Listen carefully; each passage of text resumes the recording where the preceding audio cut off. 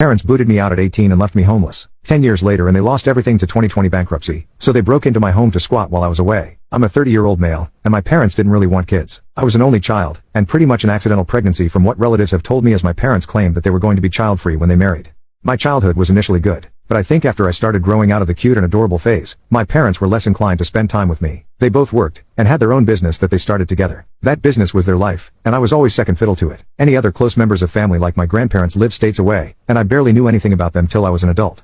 So I had no other family around my entire childhood. I was practically raised by TV and my school teachers. My own birthdays by the time I became a teenager were often spent without my parents, as they just give me some money and tell me to go out and buy whatever I wanted. It was more or less the same with Christmas, and sometimes even back to school shopping. We wouldn't have even had a Christmas tree after I turned 10 if it weren't for the fact I convinced my parents to buy a fake one I could build up and then take apart later every year. If I were to describe my parents, think of them as those people who always wear black, drink lots of wine, and look down their noses at people. And the last I saw of my parents, they still looked and acted the same way. Although my father was always wearing a toupee now. When I turned 16 I asked my parents if I could work part-time for them at their business, and they just told me they had no open positions or anything like that. They may as well have just come right out and said they didn't want me there. After I turned 18 my parents told me that since I was an adult, they expected me to move out as soon as I was able. I was working part-time because I was still in high school, and I didn't have anywhere near enough saved for college. And not long after high school ended my parents told me to pack up and move out. They got an official eviction notice that gave me 30 days and everything. They didn't even help me move. I had to get help from a friend's dad who owns a truck.